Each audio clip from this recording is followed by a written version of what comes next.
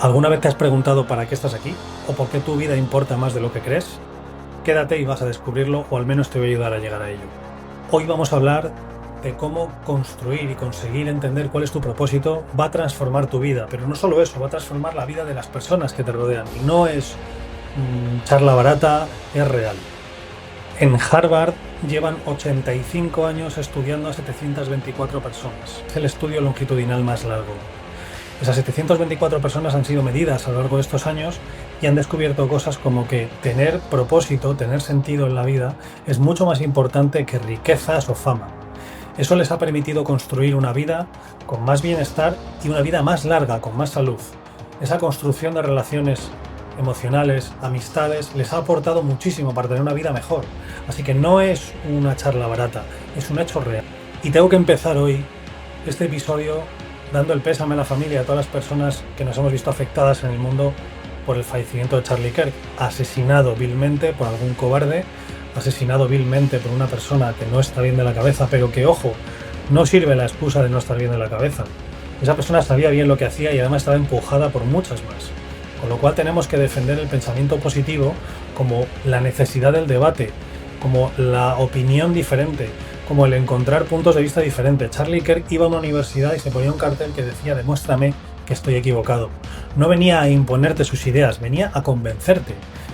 ¿Qué de malo hay en convencerte? Puedes elegir escucharle o no escucharle, puedes elegir déjame que me convenzas o no.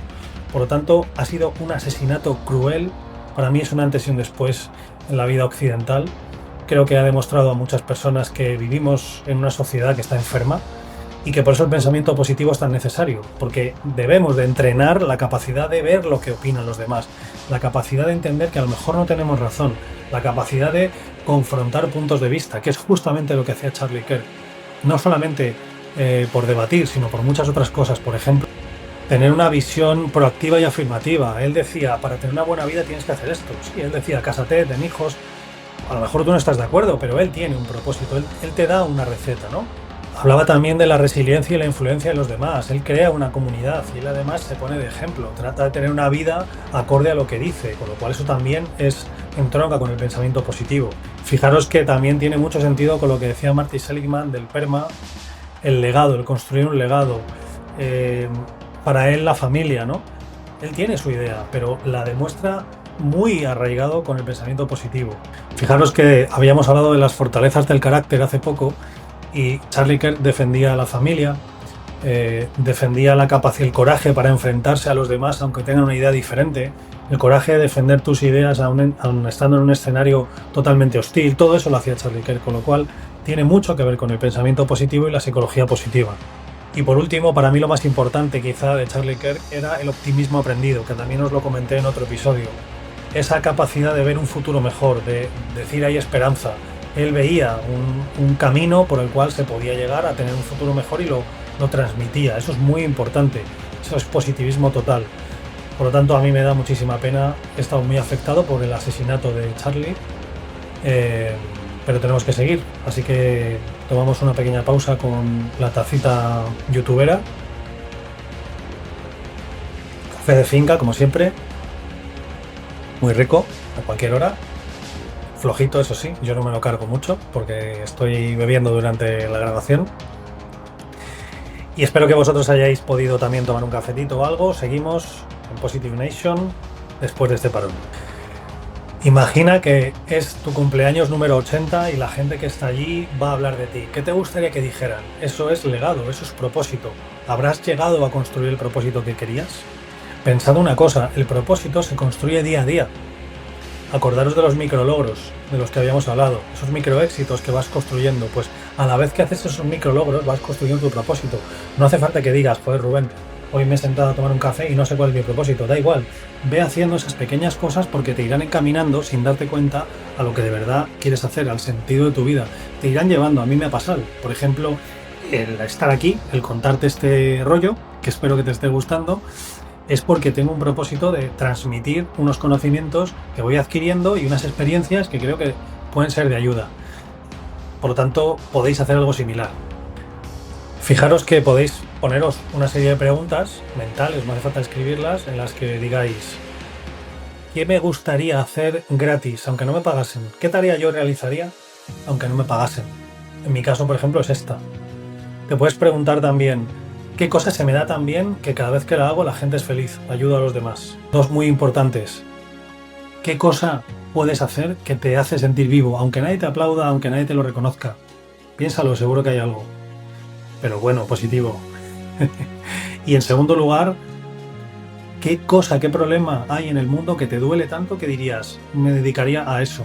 Sin duda. O sea, me duele tanto este problema que pondría toda mi energía en resolverlo. Fijaros que os hablaba de Harvard, pero también hay estudios en la Universidad de Michigan que dicen que quien tiene un propósito vive 7 años más. Son estudios que podéis buscar, que yo os dejaré en comentarios, pero muy interesantes porque ponen datos a toda la palabrería, ¿no? Por lo tanto, yo quiero dejaros una frase, pero muy explicada.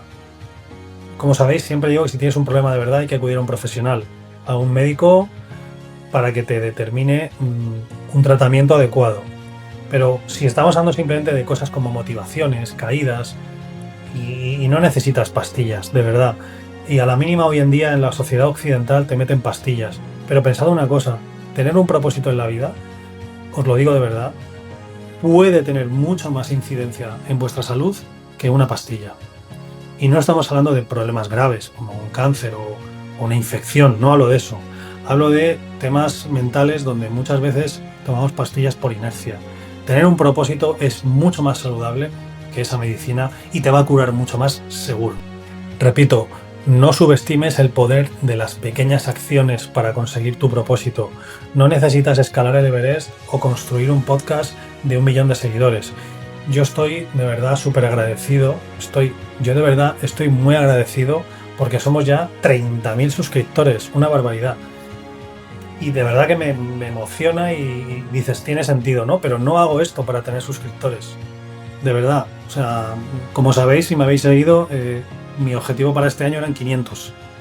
Con lo cual, imaginaros, esas pequeñas microacciones que hacéis en el día a día, cuidar a tus niños, hacer una pintura bonita, acabar bien una presentación en el trabajo y sentirte orgulloso de ello, quedar con una amiga que lo está pasando mal. Todo eso es muy importante y eso te da propósito, de verdad. Voy a leeros una serie de estudios para que luego los busquéis también. Como siempre dejaré en la descripción pues una serie de enlaces. Fijaros, hay estudios publicados en JAMA Network Open. Este es de 2019 que se observó a casi 7.000 adultos mayores de 50 años durante 4 años. Los que mayor puntuación tenían en propósito de vida tuvieron menor riesgo de muerte durante ese periodo. La reducción se observó especialmente en muertes por causas cardíacas, circulatorias y digestivas. Otro estudio de JAMA Network Open, también de 2019, se estudió a 6.965 personas de una edad media de menos de 68 años. Encontraron que quienes tenían un propósito alto presentaban una disminución significativa de la mortalidad, sobre todo en temas cardiovasculares. En Preventive Medicine 2022, 13.159 adultos en la muestra, mayores de 50 años, seguidos durante 8 años anteriores, obviamente. Tener un sentido de propósito se asoció con menor mortalidad, independientemente del género, etnia o raza. El efecto protector fue algo más fuerte entre mujeres. Hay muchos más estudios y hablan de evitar riesgo de muerte prematura, hablan de tener un sistema inmunitario mejor, o sea, más fuerte, estar mentalmente en un estado positivo, tener un propósito para hacer cosas, digamos que hace que tu cuerpo se prepare más, trabaje mejor. También hay estudios, lo podéis poner en Google, no voy a cargaros, pero me parece interesante. Se siguieron a 910 personas durante 14 años y se detectó que los niveles bajos de bienestar, es decir, estaban asociados a personas con falta de propósito en la vida, falta de oportunidades de crecimiento personal, y todo eso se relacionaba con un mayor riesgo de deterioro cognitivo leve, con lo cual es un precursor de la demencia, ¿no? Vuelvo a lo que dije al principio, pensad que el propósito es contagioso. Cuando convives con una persona que tiene un propósito, eso se contagia. Y esa persona también acaba entendiendo esa forma de vivir, ¿no? Por lo tanto, que tengáis un propósito no solo os va a beneficiar, sino que va a beneficiar a las personas que os rodean. Insisto en esto porque, sobre todo, ejemplo para niños es fundamental. Los niños sabéis que son esponjas y esto es muy importante para ellos. Así que yo lo que quiero con este episodio de hoy, aparte de daros las gracias por tanto suscriptor, aparte de mostrar mi pésame, ¿no?, por este asesinato, es que entendáis que el propósito es algo con el que todos nacemos, solo que tienes que llegar a descubrirlo. Al final una persona tiene unas habilidades, unos gustos, pues todo eso te enfoca hacia un propósito, solo que tienes que descubrir cuál es. No hace falta escucharme a mí para eso, no hace falta hacer cursos para eso, pero sí que es verdad que todas las herramientas que vayáis teniendo en el camino, y el episodio de hoy es una herramienta para ello, os va a ayudar a encontrarlo. De verdad, lo último que quiero deciros es: no te agobies. Si no tienes propósito ahora mismo, seguramente sí lo tengas, solo que no lo has identificado. Seguramente estés haciendo cosas muy bien, seguramente hagas cosas que te hacen sentir bien. Yo, por ejemplo, voy a la zona rural, a mi pueblo, y mirar a la sierra, para mí eso ya es un propósito. Contemplar la naturaleza y estar en paz es increíble, ¿no? Cuidar a mis hijos día a día es el mayor propósito que hay entre semana para mí. Evidentemente toda la semana, pero que donde más lo veo es en el día a día. Incluso dejas de ver algunas tareas repetitivas y machaconas, como levantarles, vestirles, etcétera, como algo positivo porque te ayuda a seguir con tu propósito. De repente dejas de verlo como una carga y lo ves como una alegría, una felicidad, algo por lo que dar gracias. Yo no sé cuál es vuestro propósito. Si lo queréis dejar aquí en comentarios, estaría genial. Si no te has suscrito todavía a Positive Nation, toc toc, hola, o sea, suscríbete. Si compartes el vídeo también estaría genial. Y espero que podáis tener una gran semana, encontréis vuestro propósito y además lo compartáis. Chao.